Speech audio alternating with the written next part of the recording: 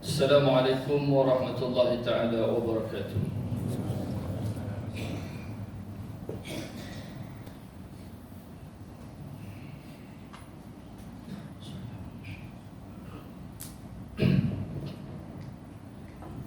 Alhamdulillahil qail الذين إن مكناهم في الأرض أقاموا الصلاة وآتوا الزكاة وأمروا بالمعروف ونهوا عن المنكر ولله عاقبة الأمور.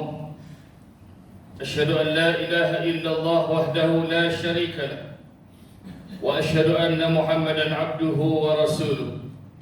اللهم صل وسلم على سيدنا محمد وعلى آله وصحبه أجمعين. أما بعد، فيا أيها المسلمون اتقوا الله، أوصيكم وإياي بتقوى الله فقد فاز المتقون. قال الله تعالى في كتابه العزيز: يا أيها الذين آمنوا اتقوا الله حق تقاته ولا تموتن إلا وأنتم مسلمون. Muslimin yang dirahmati Allah sekalian, saya berpesan pada diri saya dan para jemaah agar bertakwa kepada Allah Subhanahu wa taala dengan melaksanakan segala perintahnya dan meninggalkan segala larangannya. Mudah-mudahan kita menjadi hamba Allah Subhanahu wa taala yang diredai di dunia dan di akhirat. Bersempena sambutan Hari Malaysia pada tahun ini, mimbar akan membicarakan khutbah bertajuk Bangunkan Bersama Bumi Merdeka.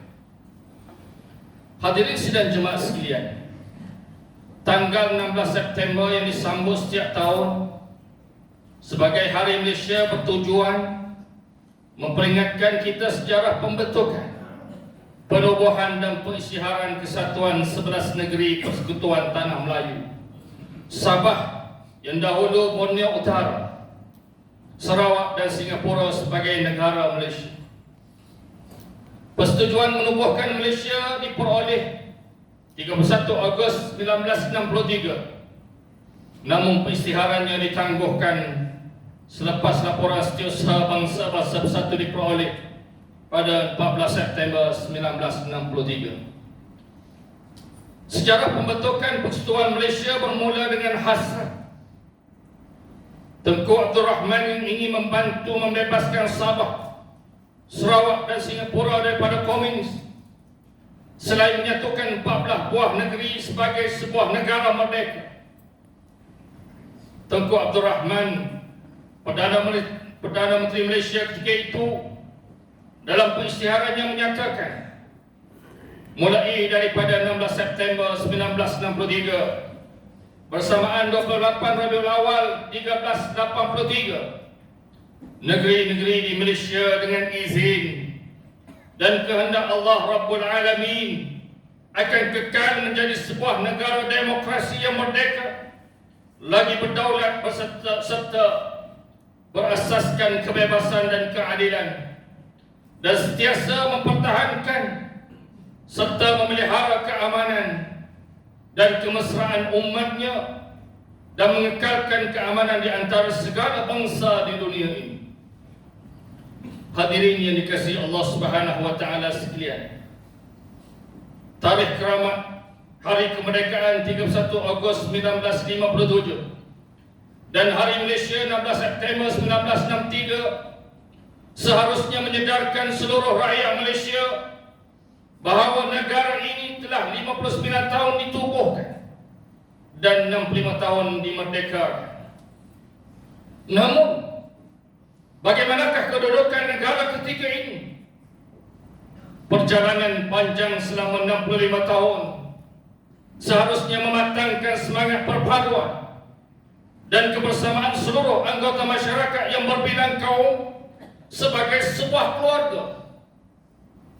Sebuah keluarga memberi maksud setiap ahli keluarga bertanggungjawab serta berperanan dalam memastikan kecukupan, kebahagiaan serta keselamatan keluarganya terjamin dan terpelihara. Setiap daripada warga Malaysia, warga negara Malaysia dengan upaya masing-masing mampu memberikan sumbangan signifikan kepada negara, bermula daripada ketua negara sehingga ke anak kecil. Membangunkan negara bukan disandarkan sepenuhnya di atas bahu mana-mana individu tertentu. Sebaliknya ia adalah tanggungjawab bersama. Mudahnya, negara kita adalah tanggungjawab kita.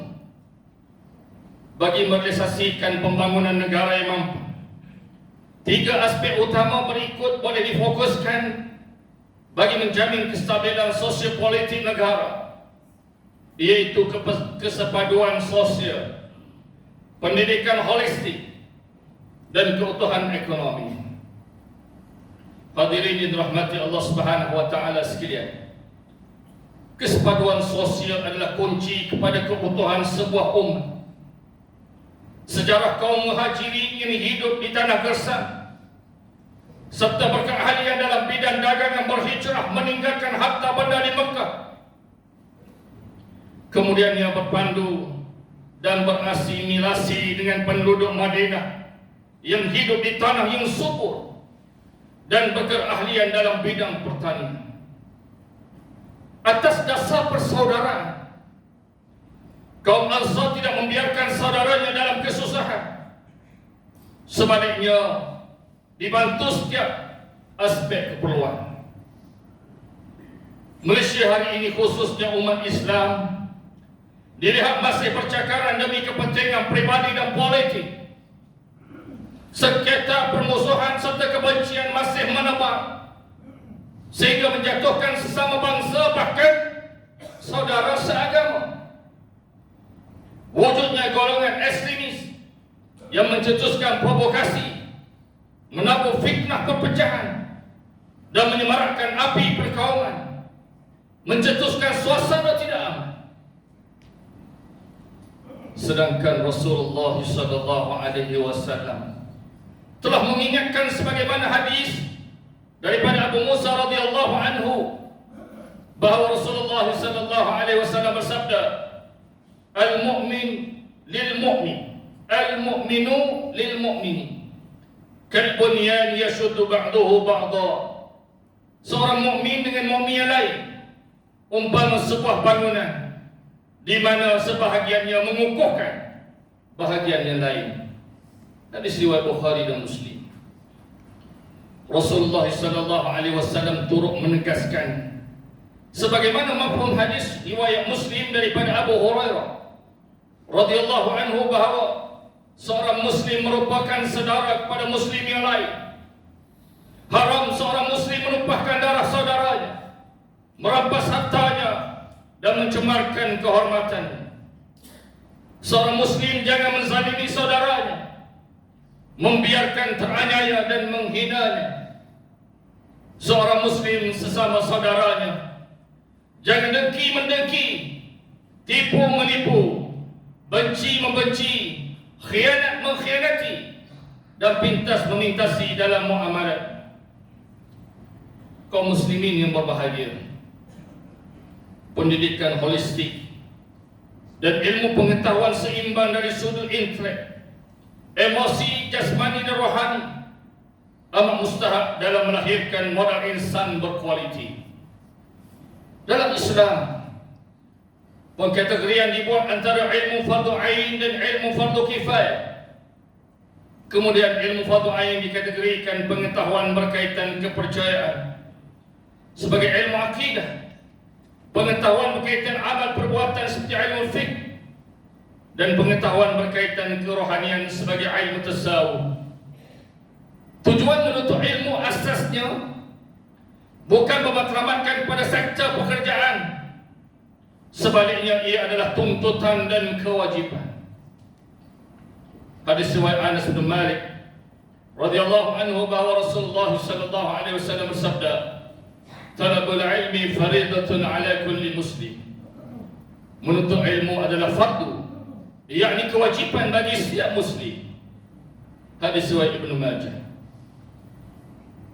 Imam An-Nawawi mencatatkan kata-kata Imam Asy-Syafi'i dalam kitab Al-Majmu'. Menuntut ilmu lebih utama, ia afdal berbanding solat sunnah. Tiada selepas kefarduan perkara yang lebih utama daripada menuntut ilmu. Siapa yang mahukan dunia, hendaklah dia berilmu. Dan siapa yang mahukan akhirat, hendaklah dia berilmu. Siapa yang tidak mencinta ilmu, maka tiada kebaikan padanya. Kaum muslimin yang diberkati Allah Subhanahu wa taala sekalian, keutuhan ekonomi menjadi aspek penting dalam mencerminkan kestabilan umat. Keutuhan ekonomi bermaksud negara mempunyai ekonomi yang mampan serta berdaya tahan terhadap sebarang ancaman luar dan dalam. Rasulullah sallallahu alaihi wasallam sewaktu tiba di Madinah, baginda sallallahu alaihi wasallam bukan sahaja membangunkan masjid, tetapi turut membangunkan pusat ekonomi umat Islam. Ekonomi Madinah yang ketika itu didominasi golongan Yahudi dengan penipuan. Cukai dan riba digantikan dengan saranan agar menghidupkan pasar Al-Nabi, sebagaimana kisahnya dalam riwayat Ibnu Majah daripada Abu Usaid radhiyallahu anhu. Kisah telaga Arum yang dibeli Sayyidina Utsman radhiyallahu anhu daripada seorang Yahudi, kemudian mewakafkannya buat kaum muslimin wajah di hayati. Umat Islam ketika itu tiada punca air lazat untuk diminum kecuali daripada telaga Ar-Rumah yang dibeli satu kantung air dengan harga 1 dirham.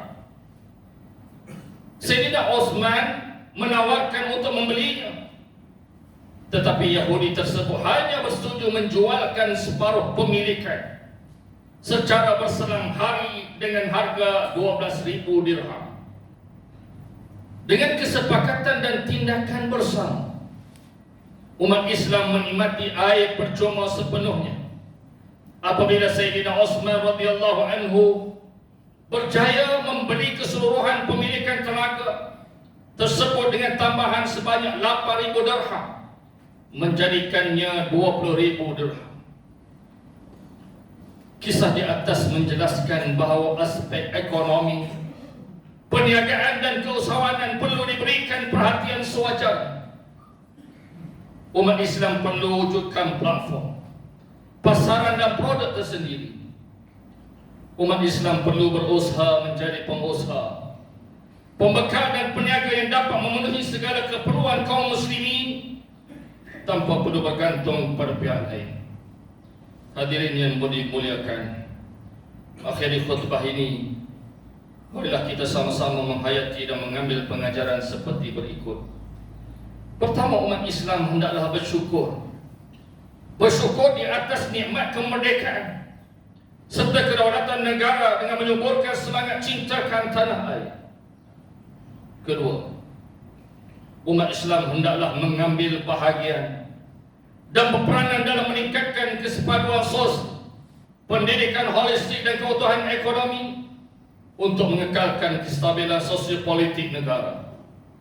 Ketiga, umat Islam hendaklah sedar bahawa Islam dengan segala ajarannya adalah agama yang memimpin manusia ke arah kebahagiaan hidup di dunia dan di akhirat. Keempat, umat Islam hendaklah menjadi kingmaker dalam menentukan hala tuju ummah dan negara. A'udzubillahi minasyaitonir rajim. Innallaha yudafi'u 'anil ladzina amanu. Innallaha la yuhibbu kulla khawanin kafur. Sesungguhnya Allah membela orang-orang yang beriman. Sesungguhnya Allah tidak suka kepada tiap-tiap seorang yang khianat lagi tidak bersyukur. Al-Hajj ayat 38. Barakallahu li wa lakum bil Qur'anil azim wa nafa'ani wa iyyakum bima fihi min al-ayati wa zikril hakim wa taqabbala minni wa minkum tilawatahu innahu huwas sami'ul alim. أقول قولي هذا وأستغفر الله العظيم لي ولكم ولسائر المسلمين والمسلمات فاستغفروه إنه هو الغفور الرحيم.